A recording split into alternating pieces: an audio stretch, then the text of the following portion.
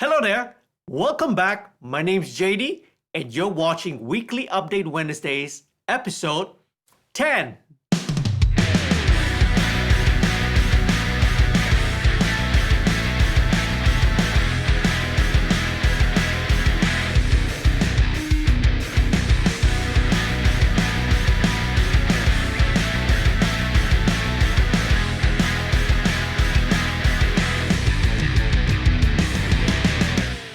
If you're new to this channel, a very warm welcome. Please do take a moment to head on down there and click the subscribe button. And don't forget to click the notification bell so that you'll be updated every time I upload a new video. First of all, a very big thank you as usual. A big shout out to all the patrons who help to support this channel financially. If you want to do so, you can head down to this website, www.patreon.com/studio2105. You can see the link down below. And sign up to become a patron today. Well, patrons enjoy a lot of perks and benefits such as one-on-one sessions, discounts, exclusive content, and above and all that, it's just a way that you can help to support my channel and to help support me making content for you.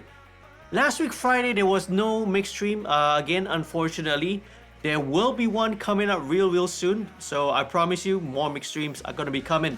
Alright, so instead I had another Ask Me Anything live stream session on the Studio 2105 Facebook, and some of you guys actually like that a lot. We get to sit down, we get to hang around, and I get to answer your questions, and I get to chat with you guys and interact with you guys live. And something special last week, we also did the direct access band search listening party. Well, so what I did was I got a whole bunch of demos and submissions from many bands out there. And this is, we're only halfway into June, so this is kind of only the first half, the first batch. I put up all the tracks sort of randomly in alphabetical order without knowing which band, and we did a little listening party. So we listened to all the tracks, and I was reacting, I was like giving my comments on the different tracks. So some of them were really cool. I was really impressed by some of the production. Some of them were not so, not so good, but good try, by everyone who submitted and sent in their demos. So if you want to check out how the live stream went, please head on down. You can head on down. I've uploaded the video right here on the YouTube channel as well, so you can check it out. Link will be down in the description. Don't forget, alright, the direct access band search is actually still on. It's gonna go on all the way until end of the month, alright, until the end of June. And then after that, I'm going to run through all the demos and submissions again, and going to pick that one lucky winner who's going to stand a chance to have their song produced, recorded, mixed, mastered, everything by me right here for free of charge. So if you're an independent, you're an unsigned band, and you are interested and you're keen to get this opportunity, check out what the direct access band search is all about. I did a video explaining what it is a couple of weeks back, I think 2 weeks back, alright? Okay. Nevertheless, I'll leave the link to that video down in the description, or it's probably floating around on a card somewhere here. So if you click on that, it'll take you to the video. It explains all the mechanics of the direct access band search 2020. Okay, cool. Let's head down to this week's featured question. I'm an aspiring songwriter. How do I get a famous artist to sing my songs? This is a great question. This question came in from one of my followers on Twitter. And by the way, you can always hit me up on any of the social media platforms. I'm on Twitter, I'm on Instagram, I'm on Facebook, and of course, right here on this YouTube channel as well. I love to receive the questions. I love to, interact, and I always make sure to take the time to reply to you guys out there. Okay, so you are an aspiring songwriter. So how does this thing work? How do you get, an artist to sing your song? So now, number one, you have to understand that, right? It's a big misconception that, if you write a song, you have to sell it to an artist, or you sell it to a band, or you sell it to the record label. It rarely works that way, okay? Right? It rarely works that way. Songwriters rarely sell their songs, okay? So when you make a deal, all right, let's say when you are talking with either, let's say, a publisher, or you're talking to maybe a record label, or even the artists themselves, okay, to record your song, it's usually always in the form of a contract or a license, okay?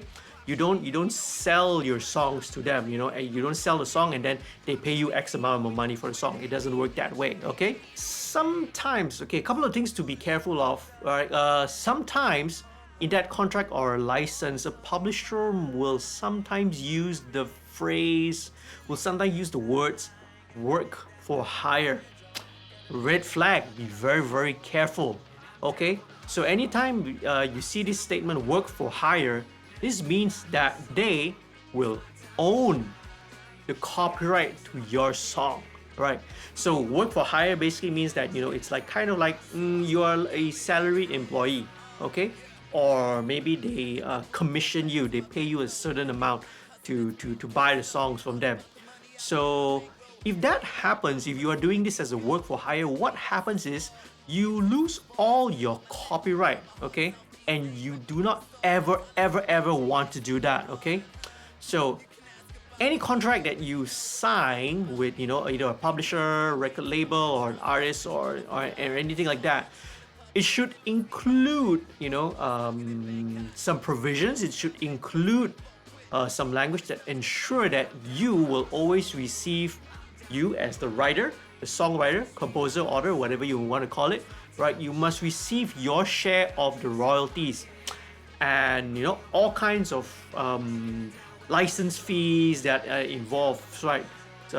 Getting into royalties and copyright is a huge topic, and I'll be glad to maybe discuss and talk about it in a future video. Okay, so make sure that there always be a provision that ensures that you are getting your share of your royalties. Okay, right? And most of all, before you sign any contract, right, be sure to consult, right, a lawyer. Okay, if you have a friend or you have a family member or some contact, ask around and see, get a lawyer, specifically one who maybe is familiar with copyright law, someone who's familiar with entertainment business law.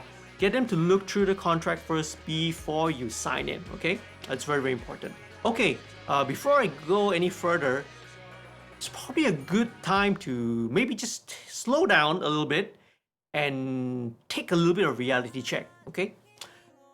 Now, if you are trying to reach an established artist, but you haven't built up any track record, you don't have a track record of any hit songs as a songwriter, that can be difficult, okay? Because number one, these artists, they tend to always use songs that been written by songwriters with, proven track record. They, songwriters that have previously written hits for them or for others. Sometimes they will co-write with the album's producer, or even they write the songs themselves, okay? So this is what they usually look for, all right? Music business, especially when it comes to more established artists, they're a little bit risk averse. They don't really want to take big risks. So it's going to be really hard to sort of nail or score a big well-known artist to sing your song if you haven't got any track record, okay? So how do you go around that, right? So what you should do actually is to consider instead to pitch your songs to new artists, okay? Artists who are just starting out, artists who are coming up in the independent scene, those who are, you get a lot of those Instagram celebrities and that sort of thing, or TikTok celebrities, who knows, right? So they may be doing covers and all that on YouTube. Sometimes this is actually the best approach and the best strategy to try to get your songs out there in the market. Okay, so firstly, okay, you have to identify the artist that you want to pitch to. Okay, who's the artist you want to go for? So like I mentioned, go for an artist who's just starting out or very new in their career, because they are always looking for, for songwriters, they're always looking for for material to put out and to release. So you gotta learn their style, check out their videos, check out their demos, check out their songs that they may have released prior to this. What kind of songs are they good at? Okay, are they singers that sing like big, grand choruses? Or maybe they're the more intimate, more soulful type of singer. Maybe there's someone who is more, who goes really high and you get soaring melodies. Or maybe, they're more of a pop rock, or perhaps more of a ballad, more R&B. Know the singer, right? Identify the singer that you want to work with. So you want to write your song that will make this artist sound good, showcase and make use of that singer's strength. Okay, you don't want to be someone who's like singing is good at singing ballads and all that, to suddenly ask them to sing a fast-paced or pop rock tune, you see. Okay, number 2, you want to look for your contact info. So new artists, right, they may or may not be signed to a label. They may not have like a team of like professionals working with them inside the label, or the management company. So you got to do your research. You got to find out as much information as possible, right? Check out their YouTube channel, maybe their Facebook page, SoundCloud if they have it, right? Are there any contacts, right? Any addresses or any names that you can use? Okay. Try and always look for either a manager or an agent first. Okay. My advice is try not to go contacting the artist directly.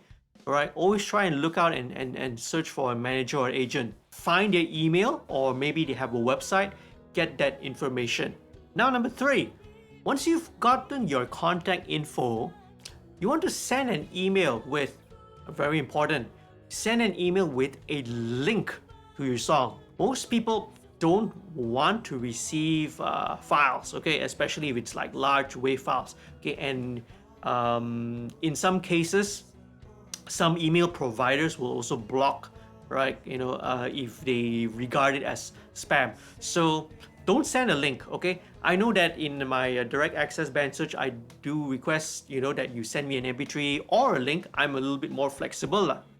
Okay, but if, for example, if you're dealing with like say major labels, and especially let's say in Western countries, all right, okay, because they have very strict laws pertaining to copyright.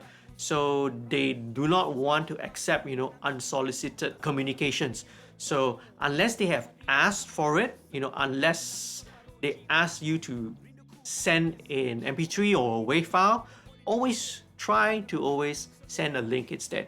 Now, make sure that it's easy for them to hear the song. So don't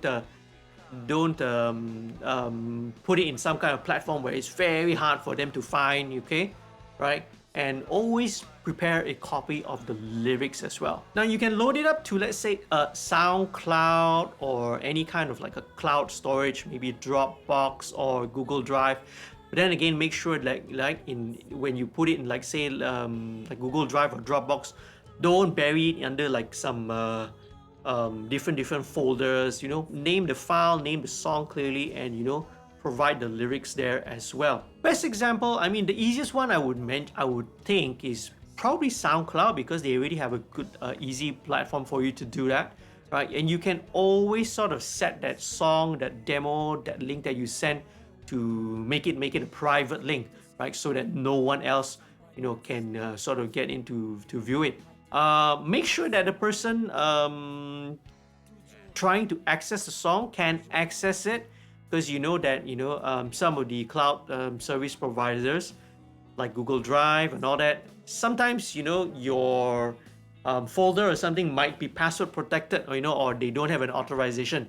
So you don't want that to happen because people, once they find out, I can't access the folder, next thing you know, they are not going to bother anymore.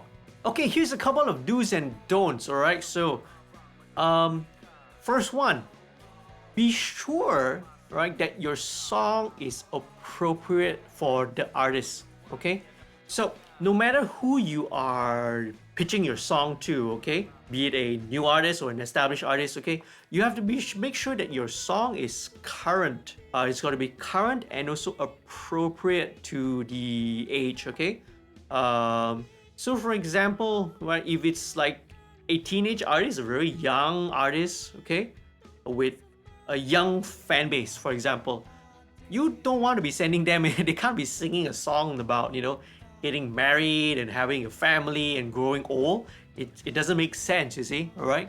You would want to use your language, you want to use themes, you want to use stories that are appropriate for the age group, their fan base, and obviously, you know, the style or the genre that they sing. Secondly, you need to record a good quality demo.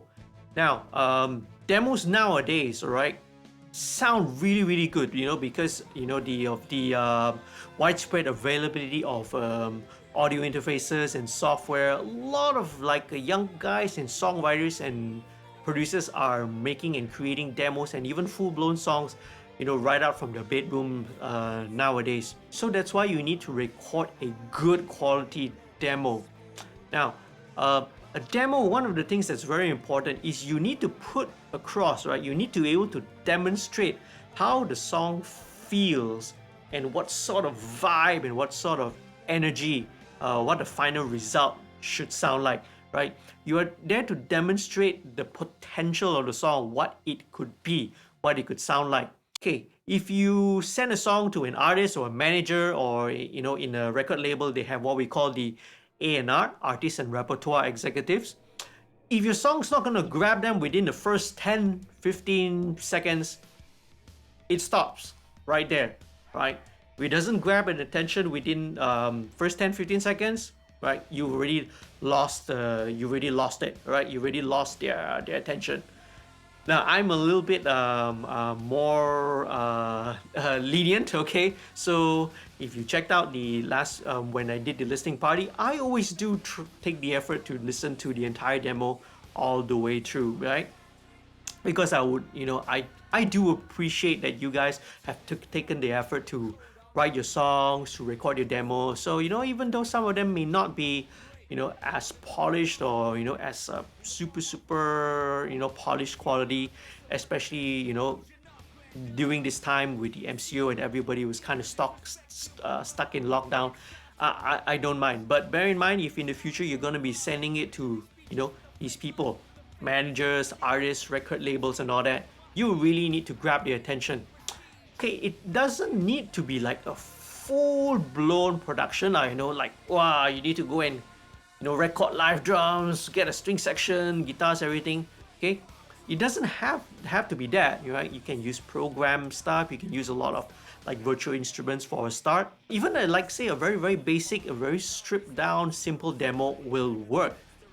But everything, and a very important thing, right, everything on that demo needs to be played well and accurately. So look, you cannot afford to have like pitchy, out of tune vocals, okay? If you're having any guitars or any pianos, you know, you can't be like messing up. You got to play tight, right? You can't be stumbling around when you're, let's say, if you're recording and playing your guitar. And you know, when it comes to things like drum sounds, okay, especially when you're pitching to a label, execs and sometimes artist managers, be careful to pick your drum sounds. You don't want to pick drum sounds which sound like dated, unless you're going for a very specific vibe, like, you know, maybe you're going for like a very 60s 70 kind of a vibe, you know, and of course the artist has to be appropriate as well. Or maybe you're doing like some kind of a 80s, a new wave electronic song, then yeah, go ahead, okay? So make sure your vocals are spot on, okay? Right? Doesn't have to sound like $1,000,000. The demo doesn't have to sound like you know, sound like a super high-end production.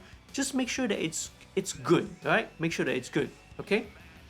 So the mix also, when you are mixing your demo, it needs to be clean, okay? needs to be punchy, right? And the vocals need to be clear and confident. So one of my major criticisms, right? And if you watch the video, you will also know one of my major criticisms with a lot of demos is that sometimes the vocal just gets buried in the mix. All right. So yeah, I understand. Okay, maybe you feel like you're a bit embarrassed that you can't really sing really well, or maybe your acoustics weren't good, or you don't have access to a good microphone or something like that. I understand that there are always factors, okay, but really that's not a reason for mixing your vocals so low, or drowning them in reverb, or putting like some distortion or like filter effect on it, and then putting it so far back in the mix that I can't hear the words and I can't hear the melody clearly. Okay, so once again, right? If someone can't hear the vocals, if they can't hear that the vocal is clear, it doesn't sound clear, it doesn't sound confident. Okay, you've already sort of lost their attention. The mind, the brain already automatically tunes out. So in these kind of situations, okay, right, this is where you may want to get in touch with maybe a studio or a producer, okay, that can help you achieve that level of the quality, right? You may even want to consider, if you work with a producer, right, and if they, and if the producer sees that the song has got potential, you never know, they might actually take some interest with you, sit down, maybe co-write with you, and help you to produce that demo. And again, depending on how experienced that producer is, I'm sure if it's a more experienced producer, they would have their contacts, they would have their networks, and if they're invested in it, they would be definitely be more than willing, and be able more than that, to have that incentive to push and to pitch the songs to maybe the artists or the labels that they have worked with. Okay, so that's a very important point there. Now, if through all that, if you are planning to pitch it to an established artist, your best bet is to go through a music publisher. Okay, so what are music publishers? Okay, so music publishing companies are, their names sound very similar to most of the major labels. So you have Warner Chappell, you have Sony Music Publishing, you have Universal Music Publishing, right? And then also you have a lot of independent music publishers as well. Okay, so if you really want to reach an established artist, you kind of have to knock on the door of a music publishing company. Okay, so again, music publishing is again a huge topic that can be reserved and served for another video for another day. Okay, now when you're dealing with the big boys, and in fact, in any case, right, whether it's a major label or not, okay, you don't want to pitch songs that's like half finished. It's like, oh, I only got I only have like one verse, one chorus, and it's not finished yet. Don't do that, okay? Or you don't want to pitch a song which does not have like a big, like a very strong chorus or a chorus hook. So what you got to do is you need to study, a lot of the current hit songs out there, and make sure your songs can deliver to that standard. Once you got that, then you can try to pitch to a more famous or more well-known artist. Okay, last but not least, right, you want to copyright your songs before you pitch them. Okay, so copyright again is a huge topic which can be reserved, and I can discuss, this whole topic, right, in a whole other hour-long video or another whole lecture. Okay, but basically here is a couple of things that you would want to do. So you can check out, right, the My IPO, right? So My IPO is the Malaysian agency, or a Malaysian company that deals with registrations of intellectual property, right? You can check that out. Or you can also go to a commissioner of oaths, what we call the Pesuruhjaya Sumpah, okay, to stamp and to certify, right, and to certify a statutory declaration, NSD, right? Right, so you go there, you akad sumpah, you get the commissioner oath to sign and stamp it to declare that you are the rightful owner and the composer and the creator of that song. All right, you might be asking, what about MECP? All right, so MECP stands for Music Artist Copyright Protection. Okay, so that's something that you don't really need to worry about at this point in time. So MECP deals with songs that have already been published, songs that have already been released, to radio airplay, to streaming, it's already been sold and made available to the public. So at this stage of pitching your song pitching your songs, pitching your demos to artists and to labels, it's not something you need to worry about. Again, it's very, very important. Registering with MECP and all the performing rights organizations is another important and a huge topic, okay, which could be a whole entire 2-hour lecture on itself. All the topics that I talked about right earlier on, right, music publishing, copyright, and all that, this all can go and can be discussed in a whole classroom lecture worth of topics and worth of content. And I'll be glad to perhaps in the future I'll talk about and share a little bit more on these topics, and I hope that I've managed to answer your question. It's a long answer, right? And it's a big answer because it's a big and a very important question. And hopefully that has sort of cleared the air around how you can go about, getting your songs out there, especially if you are new into the music industry, into the music business. How what this is one of the ways that you can get in as a songwriter into the music industry. So again, maybe I'll just do a quick recap. All right. So be sure first of all that you want to identify the artist. Okay, identify the artist. Make sure that your songs will match the artist. Okay, you want to get the contact info. Okay, again, try to avoid contacting the artist directly. My suggestion is to try and look for either a manager or an agent. Of course, if the artist is totally independent, they are self-managing, then by all means go and contact the artist. Okay, and 3, you will want to send in your demo. Okay, and make sure that your demo is you email them and send it as a link. Okay, try not to send a file. Number 5, yeah. Okay, I lost count. All right, so make sure that your demo is of good quality. That's very important. Make sure that your vocals are clear. Make sure that the music, the playing is tight. Right, don't be stumbling. Don't let your demos be full of mistakes and all that and whatnot. Okay, right, and consider maybe getting a producer or a co-collaborator from a studio or wherever to work with you.